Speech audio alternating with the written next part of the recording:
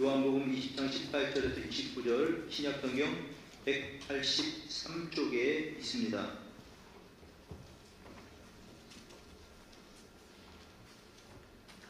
찾으셨으면 우리가 한 절씩 교독하겠습니다. 이날 곧 안식 후 첫날 저녁 때에 제자들이 유대인들을 두려워하여 모인 곳에 문들을 닫았더니 예수께서 오사 가운데 서서 이르시되 너희에게 평강이 있을지어다.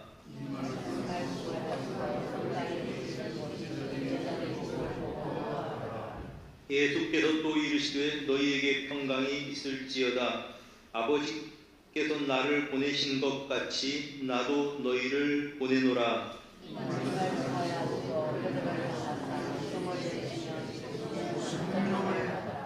너희가 누구의 죄든지 사하면 사하여질 것이요 누구의 죄든지 그대로 두면 그대로 있으리라 하시니라.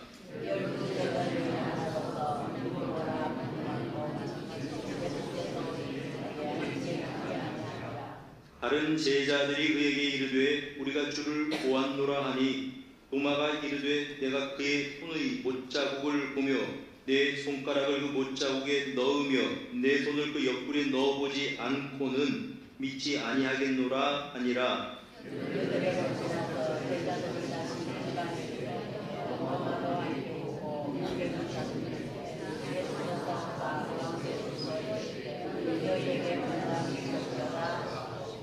도마에게 이르시되 내 손가락을 이리 내밀어 내 손을 보고 내 손을 내밀어 내 옆구리에 넣어보라. 그리하여 믿음 없는 자가 되지 말고 믿는 자가 되라.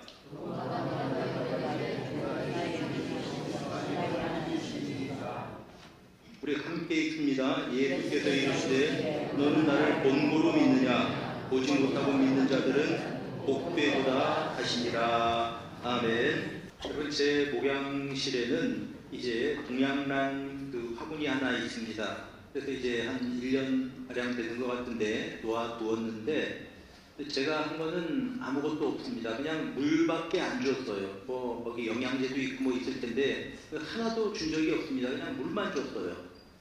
또 물도 많이 주면 안 된답니다. 동양란은. 그런데 언제부터가 꽃이 피기 시작했습니다. 그래서 지금 현재 꽃이 피어 있는데 저는 난향이 그렇게 이제 좋은 줄 몰랐습니다. 그 짙은 향기가 온 목양실에 다 퍼져 있습니다. 야, 난향이 이렇게 좋구나. 여러분, 생명이 있는 거니까 처음 갖다 놓을 때는 그냥 뭐 그대로 그냥 잎사귀만 이렇게 쭉쭉 뻗어 있는 것 같았는데 때가 되니까 꽃을 피우더라고 하는 것입니다. 생명이 있기 때문에 그렇습니다. 부활이요 생명이신 주님께서는 이제 장사하신 지 사흘 만에 다시 살아나셨습니다.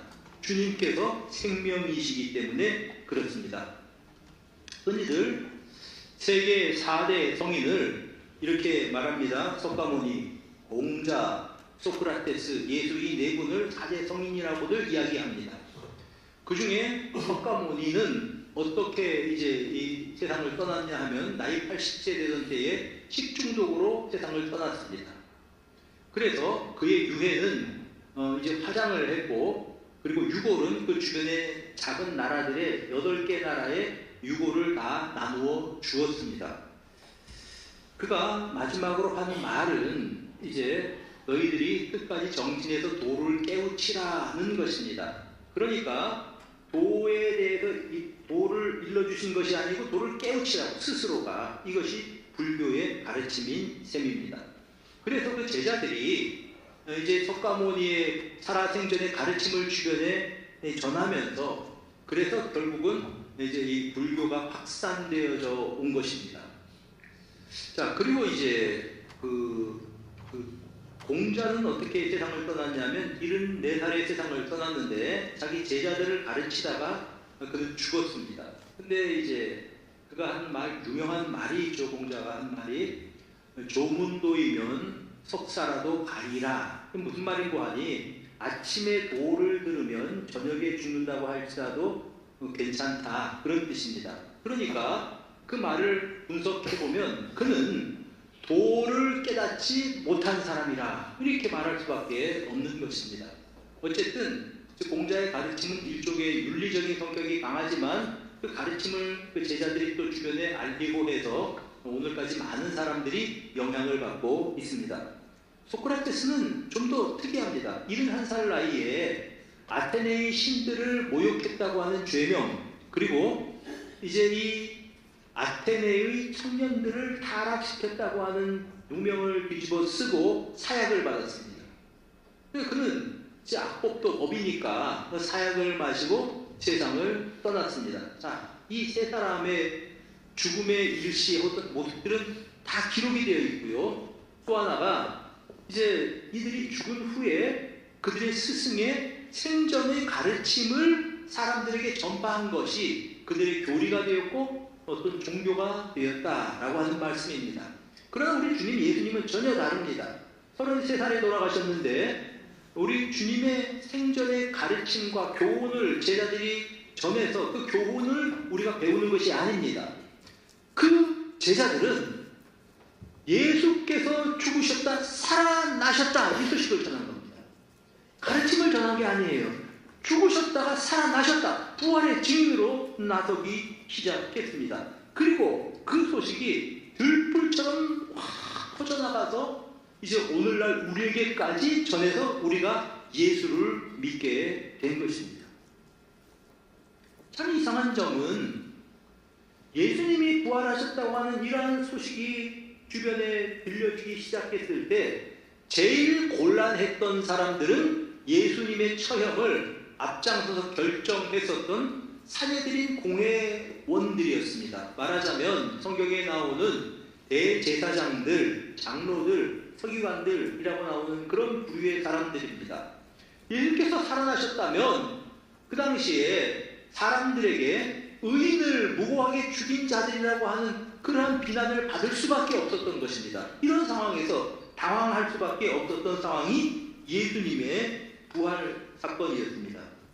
만약 이들이 이 예수님의 부활이 역사적인 사실이 아니라면 이 움직임, 예수께서 살아나셨다고 하는 들불처럼 퍼져가는 그 무리들을 잠잠하게 만들어야 됩니다. 그렇게 할 방법이 만약 그들이 예수님의 시신을 확보했었다면 간단한 일이었습니다.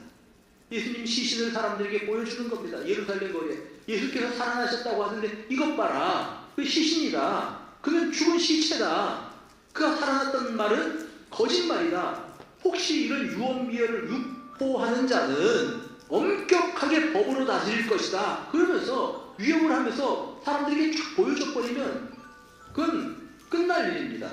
다시 말씀드리면 이 모든 어떤 예수 부활하셨다고 하는 그런 사람들의 그런 무리들의 움직임은 가라앉을 수밖에 없는 상황이었습니다. 어찌 보면 쉬운 일입니다. 이 쉬운 일을 못했어요, 그들이. 왜 그랬습니까? 예수의 시신을 확보하는데 실패했기 때문에 그랬습니다. 대신 그들은 예수님의 무덤을 지키던 경비원들을 갖다가 매수합니다. 너희들 가서 이렇게 얘기해라. 사람들에게 우리가 예수님 무덤에서 지키다가 꾸벅꾸벅 졸았는데 깨보니까 무덤 문이 열려 있었고 누군가 예수님 시체를 훔쳐갔다. 이렇게 이야기해라. 우리가 이거 줄게. 돈을 주고 그들을 매수해서 그런 소문을 퍼뜨릴 수밖에 없었습니다. 그럼에도 불구하고 그런 소문이 그런 예수님 부활의 소식이 삽시간에 퍼져나간 이유가 있습니다. 그게 뭐냐 하면 부활하신 예수님을 만났다는 사람들 때문입니다. 성경에 보면 예수님께서 16차례에 걸쳐서 부활하신 후에 사람들을 만나신 사건들이 기록이 되어 있습니다. 심지어는 한꺼번에 500명에게 나타나셨다고 성경은 증거합니다. 그러니까 그 사람들이 이 성경이 기록될 당시에는 대부분 살아있었거든요. 그들이 말합니다. 부활하신 예수를 내가 만났다. 내가 그분 이야기를 들었다. 그분을 내가 보았다. 이런 사람들이 있었던 겁니다. 그들이 예수는 살아나셨다. 예수는 부활하셨다. 이렇게 증거하면서 주변에 돌아다니다 보니까 그 사실을 믿고 따르는 사람들이 기하급수적으로 늘어났던 것이 초대교회의 역사였습니다. 여러분 오늘 본문에도 예수님께서는 이제 이 부활하신 후에 사람들에게 나타나셨던 사건들을 기록합니다. 막달라 마리아에게 나타나셨습니다. 또한 이제 두려워서 떨고 방에 갇혀 있었던 그러니까 방을 문을 걸어 잠그고 있었던 제자들에게 나타나셨습니다. 뿐만 아니라 이제 예수님께서는 요한복음 21장에 보면 그들과 함께 식사를 하기도 하시고, 또 베드로에게는 요한의 아들 시몬아 네가 이 모든 사람들보다 나를 더 사랑하느냐 물으시면서 그의 마음의 상처를 치료해 주기도 하셨습니다. 이런 사람들이 다 살아있었기 때문에 곳곳에 다니면서 내가 예수님 만났다, 내가 예수님 보았다, 그분 분명히 살아계신다 이야기했기 때문에 그 예수 부활의 소식에 대해서 그들이 찬물을 끼얹거나 그 소식을 막을 수가 없었던 것입니다. 아무리 덮으려고 해도 덮을 수 없는 것, 진실은 덮을 수가 없다고 하는 말입니다. 또 한 가지, 아무리 막으려고 해도 우리 마음속에 있는 어떤 피조물로서 창조주 하나님에 대한 어떤 그 근본적인 신앙의 본능, 이것을 사람들은 막을 수가 없는 법입니다. 여러분 혹시 영화를 보신 분이 계실지 모르는데 신의 악단이라고 하는 이런 영화가 지금 상영 중에 있습니다. 이제 곧 종영이 될 거라고 하는데, 이 영화는 사실을 근거로 해서 만든 영화입니다. 이 영화의 그 소재가 되는 사건이 실제로 1988년, 89년에 있었던 사건입니다. 1988년에 북한에서 봉수교회라는 교회를 지었습니다. 여러분 이제 이 기독교와 그 공산주의자들은 상극이죠. 있으면 안 되는 사람들입니다. 그런데 그들이 예배당을 지었습니다. 거기서 예배를 드리게 됩니다. 1989년에 칠골교회라고 하는 교회를 또 지었습니다. 그래서 예배당을 지어 놓았으니까 거기서 예배를 드려야 되지 않습니까? 그 지은 이유는 북한에도 종교 자유가 있다, 외국 사람들에게 보이려고 하는 것이죠. 그러면 매주 와서 예배 드리는 사람들이 있어야 될 거 아닙니까? 그래서 이 사람들을 어떤 사람들을 보냈냐 하면은 그냥 자발적으로 모여서 예수 믿겠다고 하는 사람들이 모여서 예배 드린 거 아닙니다.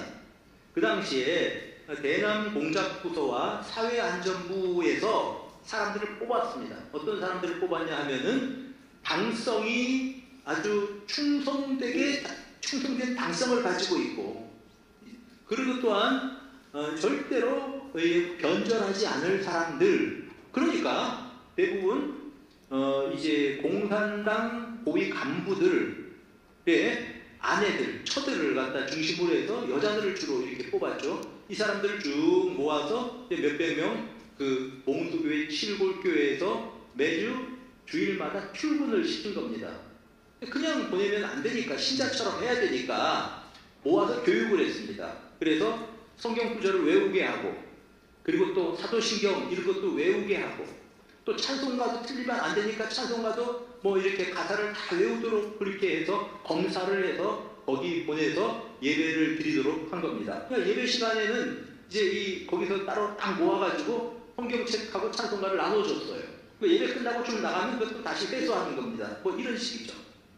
그리고 거기에 성가대원들이 기가 막힌 사람들인데, 평양 무용음악대학이라고 하는, 말하자면 이제 어떤 예술대학, 음악대학 같은 데가 있습니다. 이 부산 평양 최고의, 북한 최고의 어떤 그런 음악 그런 학교라고 해요. 거기서 성악을 전공한 사람들을 뽑아다가 성가대에 다 앉혀놨습니다. 그러니까 이 사람들은 어떤 사람들인가 하면 악보만 갖다 주면은 그냥 뭐 바로 찬송을 부를 수 있는 사람들이에요. 탁월한 그러한 이제 이 성과 합창을 했죠. 자, 그리고 예배 때 중간중간에 고위부원들이 섞여 있어가지고 사인을 줍니다. 그러면 이 사람들이 사인 주면은 아멘도 하고, 주변에서 또 사인을 탁 주면 이 대목에서 좀 울어라 그러면 사람들이 눈물도 흘리고 그랬습니다. 그래서 그 예배에 참석한 외국인들이 북한에 진짜 신자들이 있다 이렇게 된 겁니다. 우리 교회에도 거기 계셨던 김종수 장로님하고 정동숙 권사님이 북한에 여러 번 들어가셨어요. 그분들을. 그래서 이제 이 정동숙 권사님이 그러시는데, 그 봉수교회 칠골교회 가서 예배를 드렸는데 그 사람 진짜 신자 맞습니다, 그렇게 이야기를 해요. 그 정도로 그들이 이제 연기를 잘했습니다. 자, 그런데 문제가 생겼어요. 보위부에서 이 모든 상황들을 보고를 하는데 그 보고 내용 중에서 이들 가운데 진짜 신자가 생긴 것 같다 이런 얘기였어요. 다 모았잖아요.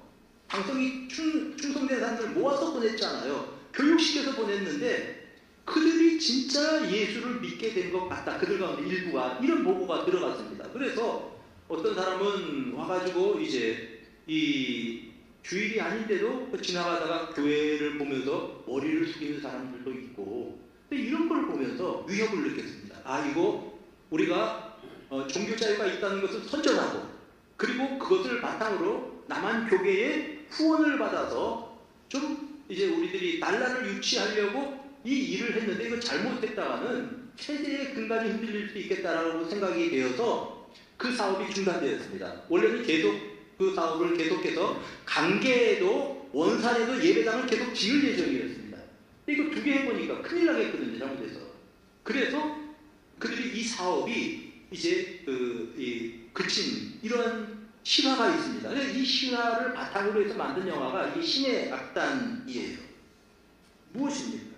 여러분 우리 인간 속에 있는 그러한 이제 뿌리 깊이 박혀있는 신앙의 본능 하나님을 의지하려고 하는 인간의 어떤 신앙심은 무엇으로도 막을 수가 없고 끌 수가 없다라고 하는 그러한 사실을 보여준 신뢰가 될 것입니다. 사랑하는 여러분, 예수께서 다시 살아나셨다. 수많은 사람들이 보고 이야기하니 그것을 당시의 유대인들이 막을 수가 없었습니다. 오늘도 마찬가지입니다. 수많은 사람들이 부활하신 예수님을 내가 만났다라고 고백하는 사람들이 얼마나 많은지 모릅니다. 우리에게 구름같이 둘러싼 허다한 증인들이 있다. 그렇게 히브리서 12장 1절에 말씀한 것처럼 구름같이 둘러싼 허다한 증인들이 나는 예수를 만났다. 나는 부활하신 예수를 만났다고 증거하는 것입니다. 불주정뱅이가 새로운 인생을 살게 됩니다. 악에 빠져서 인생의 목적을 모르고 살던 사람이 예수 그리스도를 만나고 새로운 인생을 살게 되었습니다. 바로 그러한 증인들 중에 여기 앉아있는 여러분들이 증인이 아닙니까? 나는 예수 그리스도를 만났습니다. 그분은 나의 주님이십니다.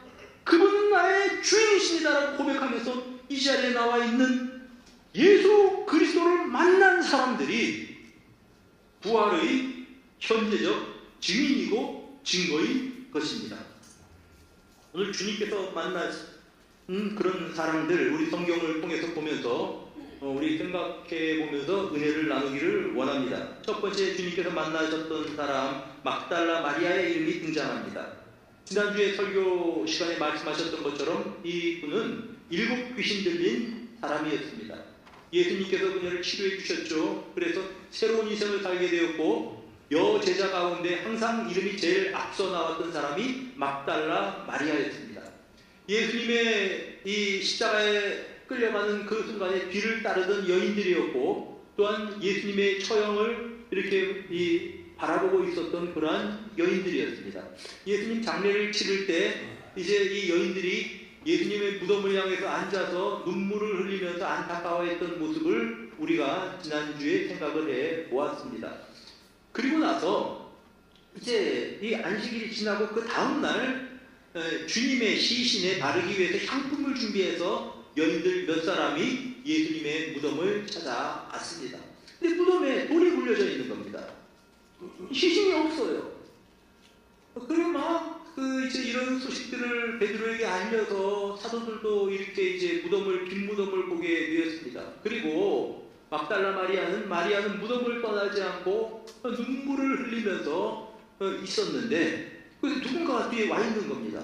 동산직인 줄 알았어요. 그래서 선생님 혹시 우리 주님의 시신을 어디 숨겨두었으면 좀 알려주십시오. 그 시신에 향품을 바르려고 합니다. 그때 주님께서 마리아를 부르셨습니다. 마리아야. 그 음성은 주님의 음성이었습니다. 마리아가 라보니요. 선생님 하는 뜻입니다. 선생님하고 불렀습니다. 주님께서 말씀하십니다. 너는 지금 내 제자들에게 가서 내가 살아났다고 하는 그 소식을 전해라. 그래서 이제 18절 보면 우리가 읽었지만 마리아가 가서 예수님 제자들에게 가서 이제 내가 주를 보았습니다. 내가 부활하신 주님을 만났습니다. 증거했던 것입니다. 사랑하는 여러분, 순수한 믿음을 가졌던 마리아, 눈물 가운데 애통하던 그 마리아에게 나타나셔서 눈물을 닦아주시고 소망을 주셔서 부활의 증인으로 세워주신 것입니다. 오늘도 참 인생 가운데 지쳐서 괴롭고 외롭고 눈물밖에 흘릴 수밖에 없는 사람들에게 부활하신 주님께서 만나주셔 그들의 눈물을 닦아주시고 용기를 주시고 새 힘을 허락해 주시고 새로운 인생을 살아가도록 하시는 분, 부활하신 우리 주님이십니다. 두 번째 사람들이 어떤 사람들인가 하니 이제 예수님의 제자들입니다. 자, 보면 예수님의 제자들이 주일 저녁이겠죠. 안식일 다음날 저녁 이렇게 되어 있으니까요.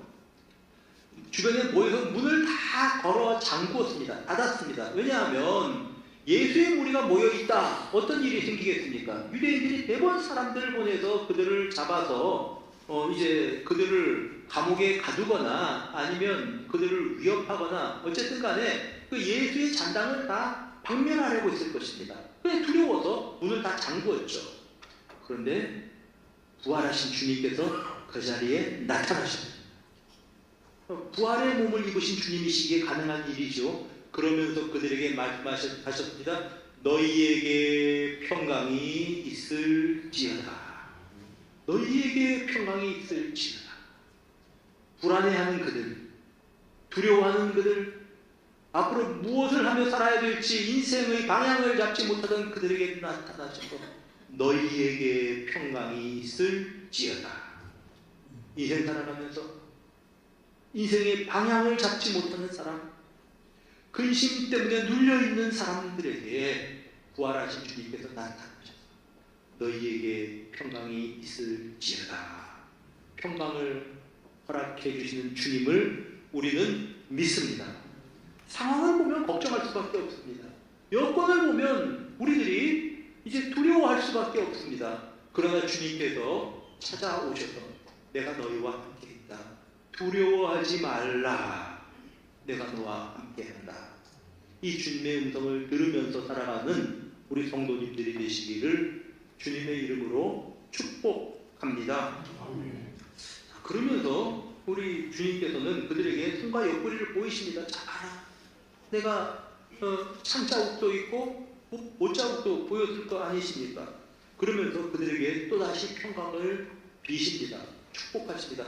너희에게 평강이 있을지어다. 그러면서 아버지께서 나를 보내신 것 같이 나도 너희를 보낸다. 성부 하나님께서 성자 예수님을 세상에 보내신 것처럼 성자 예수님께서도 그들을 세상으로 보내시겠다는 겁니다. 너희들은 이제 뭐 어떻게 살지 몰라서 방황하면서 살 사람들이 아니다. 내가 너희를 보낸다. 그러면서 성령을 받으라 말씀하십니다. 그리고 숨을 내쉬면서 이렇게 말씀을 하셨습니다. 이거는 마치 태초에 하나님께서 사람을 창조하시고 흙으로 만드셨죠. 그 다음에 생기를 불어넣으셔서, 생기가 숨이라는 뜻입니다. 숨을 불어넣으셔서 생명이 되었던 것처럼 성자 예수님께서는 그 제자들을 향하여서 숨을 쉬시면서 성령을 받으라. 숨이라고 하는 말, 푸뉴마라고 하는 이 단어는 원래 공기, 바람, 숨 다 이제 번역할 수 있는 단어입니다. 그 숨을 쉬시면서 성령을 받으라. 그래서 성령 받은 그들이 나가서 주님의 증인이 되도록 그렇게 하셨던 것입니다. 사랑하는 성도 여러분, 내가 어디 서야 할지, 무슨 일을 해야 할지 모르는 사람이 계신다면 우리 주님의 음성에 귀를 기울이시기를 바랍니다. 내 아버지께서 나를 보내신 것처럼 나도 너희를 보낸다. 이 세상으로 여러분들이 복음을 증거해야 될 그것으로 보내신다는 말씀입니다. 그리고 성령을 받으라는 말씀하셨습니다. 성령 충만해서 복음의 증인이 되는 삶이 우리 신자들의 삶인 셈입니다. 세상을 향해서 당당히 나가는 여러분 모두가 되시기를 축복합니다. 세 번째 나타났던 사람이 이제 도마였습니다. 자, 이 제자들이 모여서 있을 때 도마는 그 자리에 없었습니다. 그래 이제 제자들이 도마에게 도마요. 우리 주님께서 우리가 계실 때 나타나셨어. 우리가 그분을 만났어. 그분의 손과 옆구리를 보여주면서 예수님이라고 말씀하셨어. 그래서 도마가 하는 말이 나는 그 손을 보고 손가락을 가지고 그 손에 넣어보고 그 옆구리에 상처에 내 손을 넣어보아서 확인하기 전에는 믿지 않겠다 이렇게 이야기를 합니다. 도마라는 사람은 굉장히 성격이 분명한 사람 같습니다. 요한복음 11장에 예수님께서 내 친구 나사로가 죽었다 가자 그렇게 이야기를 했을 때 도마가 뭐라고 얘기했냐면 주변 사람들에게 우리도 주와 함께 죽으러 가자 그 얘기를 했습니다. 비장한 충성심이죠. 그런 어떤 사람이 도마였습니다. 확실한 성격을 가진 사람이다 보니까 우리가 예수님 만났다고 하는데 다른 제자들이 동료들이 나는 그 손을 보고 손에 내 손가락을 넣어보고 옆구리에 손 넣어보기 전에 믿지 않겠다 이렇게 말했던 것입니다. 자 그리고 8일 후에 도마가 이번엔 제자들과 같이 있었을 때 같이 모여서 역시 문을 닫고 있었습니다. 그때 예수님께서 또 나타나셨습니다. 그러면서 이제 지난번 나타나셨던 것처럼 또 그들에게 평안을 선포하십니다. 너희에게 평강이 있을지어다. 그렇게 말씀하신 다음에 이번 도마에게 개인적으로 말씀하십니다. 도마야, 이리 와서 내 손을 봐라. 네 손가락을 가지고 내 손가락에 넣어봐라. 내 손에 넣어봐라. 그리고 네 손 가지고 내 옆구리에 넣어보아라. 그리고 믿음 없는 자가 되지 말고 믿는 자가 되라. 말씀하셨습니다. 그럼 도마가 얼마나 죄송했겠습니까? 도마가 가서 예수님 손가락으로 집어넣고 그렇게 했겠습니까? 말도 못하는 거죠. 도마가 주님께 고백을 했습니다. 나의 주요 나의 하나님이시니이다. 주님 당신은 내 주님이십니다. 부활하신 예수님을 만난 우리는 이렇게 고백을 하는 겁니다. 나의 주님이십니다. 예수 그리스도 나의 주인이십니다. 고백하는 사람들이 우리 크리스천들입니다. 그러면서 이제 나의 하나님이십니다. 신앙의 대상이라고 우리 주님께 대해서 고백을 했던 것입니다. 주님께서는 그를 보시고 네가 나를 보았기 때문에 믿느냐? 나를 보지 못하고 믿는 자들은 복되도다 하시더라. 우리 예수를 만나지 못했지만 예수님을 주님으로 믿습니다. 우리 부활하신 예수님을 만나서 그분의 손가락으로 그분의 못자국을 만지지 않았지만 그 사실을 우리는 믿습니다. 그분이 우리의 주님이시라고 우리는 믿습니다. 하나님께 나가는 자는 반드시 그가 계신 곳과 자기를 찾는 자들에게 상 주시는 이심을 믿어야 할지니라. 우리는 그 사실을 믿습니다. 그리고 예수 그리스도를 주님이라고 고백하는 것입니다. 여러분, 마리아에게는 마리아처럼 그에게 나타나서 위로해 주셨던 부활하신 주님, 또 제자들이 불안해하던 그들에게는 평안을 빌어주시던 그 주님, 그리고 의심이 많은 도마에게는 직접 나타나셔서 봐라 만져봐라 말씀하시면서 각각의 모습으로 나타나셔서 그들에게 믿음을 견고하게 해주셨던 주님께서 우리들에게, 우리 각각의 사람들에게 각각의 방법과 각각의 모습으로 만나주셔서 우리는 그리스도 예수를 주님이라고 고백하는 것입니다. 우리가 여기서 한 가지 더 이제 생각을 해보고 싶은 사람이 있습니다. 바로 박해자였던 바울이었습니다. 그는 이렇게 고백합니다. 고린도전서 15장 8절에 맨 나중에 만삭되어 나지 못한 자 같은 내게도 보이셨다. 자, 예수님께서 이 사람 저 사람에게 막 보이셨다는 거죠. 그리고 맨 마지막에 부활하신 예수님 만난 사람은 나다 그 얘기입니다. 만삭되지 못하는 자 같은 덜 떨어진 자 같은 나에게 나타나셨다라고 하는 겁니다. 그가 예수 믿는 사람들을 체포하기 위해서 없애기 위해서 다메섹으로 가던 중에 길에서 부활하신 예수님을 만났습니다. 사울아 사울아 왜 나를 박해하느냐? 누구십니까? 나는 네가 박해하는 예수다. 일어나서 다메섹으로 가라. 너에게 할 일을 일러줄 사람이 있을 것이다. 그래 그가 보니까 그 시력을 잃어버렸습니다. 사람들이 이끌고 그를 다메섹으로 가서 아나니아라고 하는 사람의 집으로 갔습니다. 아나니아는 이미 이 사실에 대해서 주님께 들었습니다. 그 형제 사오라 그러면서 그를 환영하고 그가 한 이야기들을 다 듣고 이제 아나니아가 그를 위하여 안수할 때 눈에서 비늘 같은 것이 벗겨지고 기력을 회복했습니다. 그리고 거기서 그가 먹고 기력을 회복하고 세례를 받게 되었던 것입니다. 자, 이런 일들을 그가 쭉 기록을 했죠. 그러면서 나는 박해자였기 때문에 사도라고 불릴 수 있는 자격이 없는 사람이다. 만삭되지 못해서 난 자 같은 나다. 그런데 그런 나에게도 주님께서 나타나 주셨다. 여러분, 이 사건이 바울 사도의 인생을 180도로 바꾼 것 알고 계십니까? 박해자 바울이 전도자 바울, 선교사 바울이 되어서 가는 곳곳마다 교회를 세우고 예수를 증거하고 그를 통해서 표적과 기사가 나타나고 병든 사람들이 낫고 귀신들이 쫓겨간 역사들이 일어났고 그를 통해서 얼마나 많은 사람들이 예수를 믿게 되었는지 모릅니다. 여러분, 예수께서 다시 살아나셨습니다. 수많은 증인들이 있습니다. 우리도 그의 증인입니다. 그리고 예수께서 다시 살아나셨기 때문에 우리는 죄와 사망의 법에서부터 해방되었습니다. 우리는 이 사실을 분명히 믿습니다. 여러분, 주님께서 부활하셨기 때문에 우리도 부활할 것입니다. 고린도전서 15장 20절에 이렇게 말씀하고 있습니다. 그러나 이제 그리스도께서 죽은 자 가운데 다시 살아나사 잠자는 자들의 첫 열매가 되셨도다. 부활하신 예수님은 첫 열매입니다. 그러면 여러분이나 저는 몇 번째가 될지는 모르겠지만 우리도 역시 첫 열매이신 예수님을 따라서 부활하게 될 것입니다. 우리는 이 사실을 믿습니다. 이것을 믿기 때문에 우리는 죽음을 넘어서를 바라보고 있는 사람이고 담대하게 죽음을 향해서 걸어갈 수 있는 사람들인 것입니다. 충신교회라고 하는 교회, 이 이천동에 있는 서울에 이제 원로 목사님 박종순 목사님이라고 하는 분이 계십니다. 이분이 어머니를 보내실 때에 이제 어떻게 보내셨는가를 써놓은 글을 읽어보았습니다. 어머니가 93살에 돌아가셨답니다. 근데 이제 주일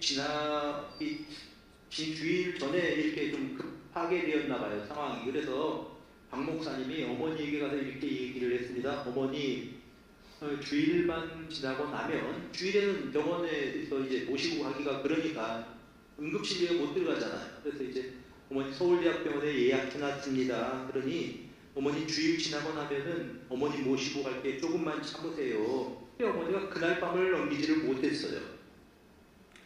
그래 이제 그가 상황이 급박했기 때문에 어머니를 만나서 마지막 어머니에게 인사를 했습니다. 뭐라고 했냐 하면 어머니 평안히 가세요. 천당 가서 만나요. 어머니 아들 목사 만드느라고 고생 많이 하셨다고 하나님께서 좋은 집 준비해 놓고 기다리실 겁니다. 걱정 마시고 천당에서 만납시다. 마지막에 인사를 작별을 구한 거죠. 숨을 헐떡하면서 마지막 숨을 쉬면서 어머니가 하신 말씀이 있습니다. 뭐라고 말씀을 하셨냐 하면 그래 내가 어서 가야지. 어디로 간단 말입니까? 누구에게로 간단 말입니까?